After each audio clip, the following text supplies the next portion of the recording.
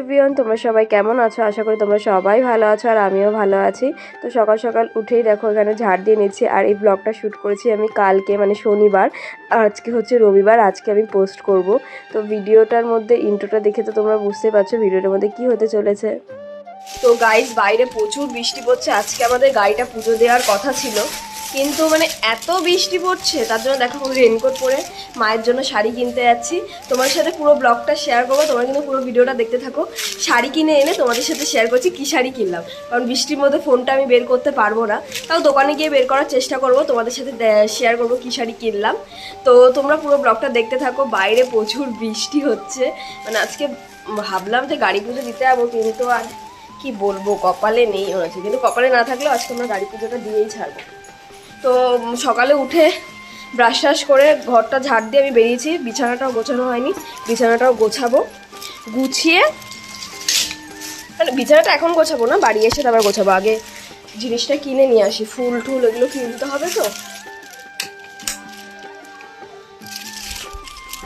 ফুল টুল কিনে নিয়ে আসি, তারপর ব্লগটা শেয়ার করছি। দেখো তোমরা, পুরো বাড়ির সামনে জল জমে গেছে। কিন্তু আজকে যাই হয়ে যাক, বন্যা চলে আসুক, আমরা আজকে পুজো দিতে যাবই।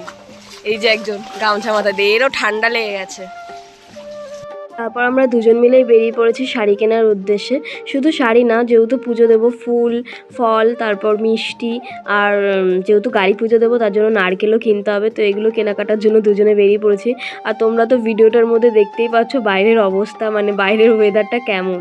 মানে তখনও খুব জোরে বৃষ্টি পড়ছিল। তারপর আমরা এখানে শাড়ির দোকানে এসে শাড়ি পছন্দ করছিলাম। আমরা লাল পেড়ে সাদা শাড়ি নিতাম, তো দেখো এই শাড়িটা পছন্দ হয়ে গেছিলো, তো এটাই নিয়ে নিয়েছি। তারপর তো শাড়ি কেনা হয়ে গেলে আমরা চলে গেছিলাম বাজারে। তো বাজারে গিয়ে ওকে একটা নারকেল কিনতে বললাম, কারণ আমি না নারকেলটা ঠিক বুঝি না কোনটা ভালো হবে, তো ওকেই কিনতে দিয়েছিলাম। তারপর নারকেল কিনে নিয়ে এবার আমরা যাচ্ছি মিষ্টি আর ফুল কিনতে। দেখো বৃষ্টির মধ্যে পুরো ভিজে গেছে, এখন যাচ্ছি মিষ্টি কিনতে।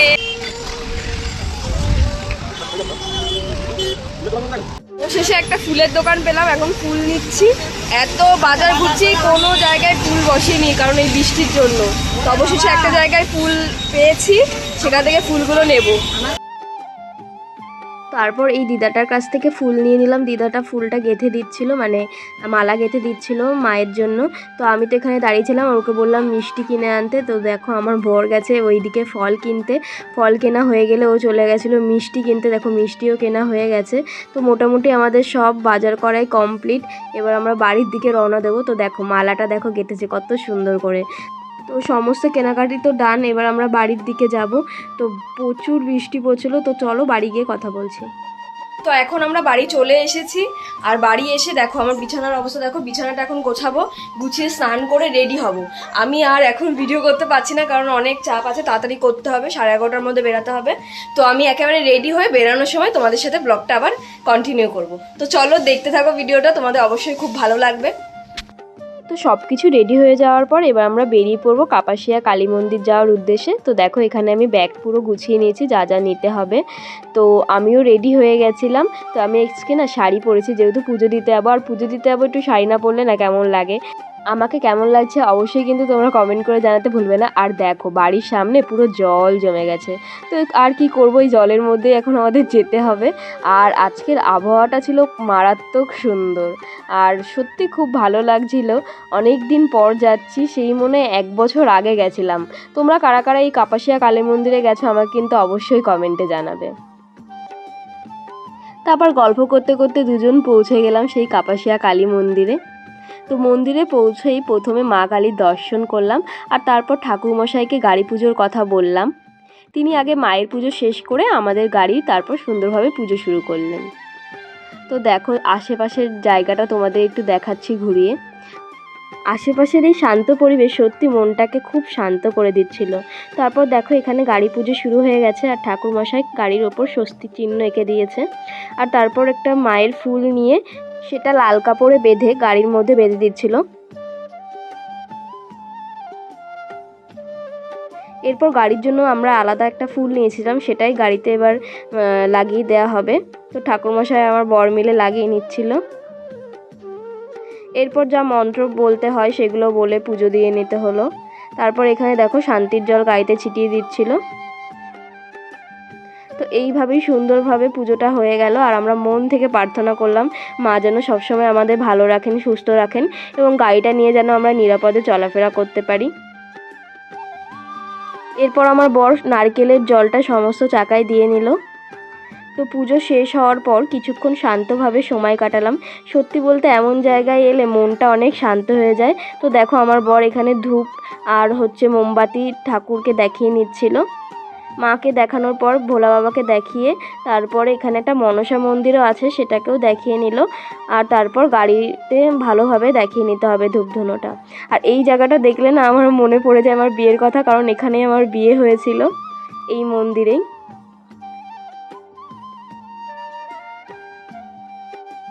কাল আজকে সকাল থেকে যুদ্ধ করে মার কাছে পুজোটা দেওয়া হয়ে গেছে, গাড়ির জন্য।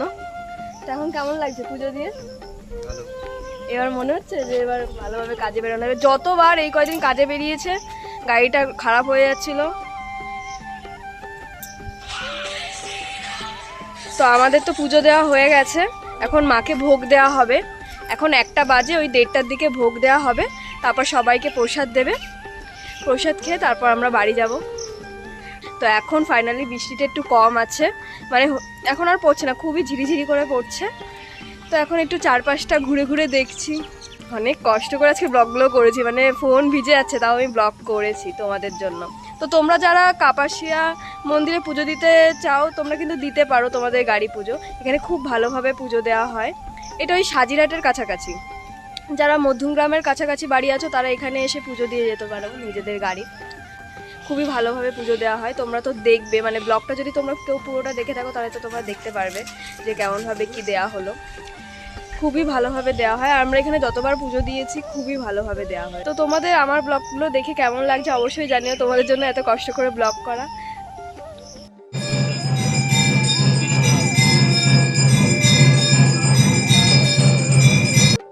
এরপর মায়ের দুপুরে আরতি শুরু হয়ে গেছিল।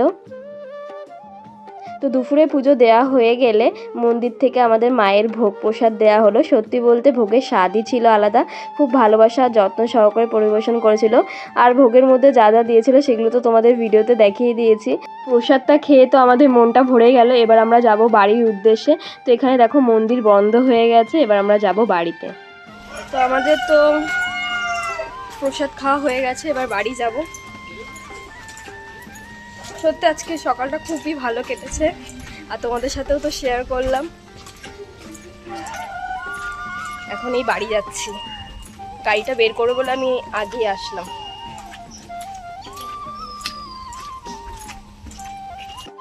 তো আমাদের এই গাড়িটা কেমন লাগছে তোমরা কিন্তু অবশ্যই কমেন্টে জানিও। তো দেখো আমার বর গাড়ি চালিয়ে চলে এসেছে।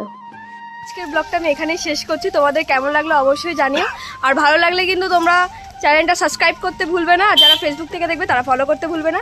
দেখা হবে নেক্সট কোনো ব্লগে। এখনকার মতো টাটা। টাটা দিয়ে দে। ভালোভাবে পুজো দেওয়ার পরে তো আমরা বাড়ি চলে আসলাম, আর তোমাদের সাথে ব্লগটা এন্ডই করে দিয়েছিলাম। তার মধ্যেই ঘটে গেছে আমাদের সাথে আবার একটা দুর্ঘটনা। সত্যি কথা বলতে আবার গাড়িটা স্টার্ট নিতে সমস্যা হয়েছিল। আর কয়েক মুহূর্তের জন্য আমরা সত্যি একটু চিন্তায় পড়ে গেছিলাম, ভাবছিলাম এত সুন্দরভাবে পুজো দিয়ে বেরোলাম, এখন আবার কি হলো। আমরা গাড়িটা থামিয়ে কিছুক্ষণ অপেক্ষা করছিলাম, আর তারপর আবার স্টার্ট দেওয়ার পর চেষ্টা করলাম। সৌভাগ্যবশত এবার গাড়িটা আবার চালু হয়ে গেল। তখন সত্যি একটু স্বস্তি পেয়েছিলাম। যাই হোক, শেষ পর্যন্ত নিরাপদে বাড়ি ফিরতে পেরেছি, সেটাই সবচেয়ে বড় কথা। আর জীবনে এমন ছোটোখাটো ঝামেলা আসতেই পারে, কিন্তু ধৈর্য ধরে সামলাতে পারলে অনেক সমস্যারই সমাধান হয়ে যায়। তো এই ছিল আজকের ব্লগের শেষ অংশ। ভিডিওটা যদি ভালো লেগে থাকে তাহলে কিন্তু অবশ্যই লাইক অ্যান্ড কমেন্ট করতে ভুলবে না। আর অবশ্যই যারা সাবস্ক্রাইব করোনি অবশ্যই সাবস্ক্রাইব করে দেবে যারা নতুন আছো আমার চ্যানেলে। তো দেখা হবে নেক্সট কোনো ব্লগে। এখনকার মতো টাটা।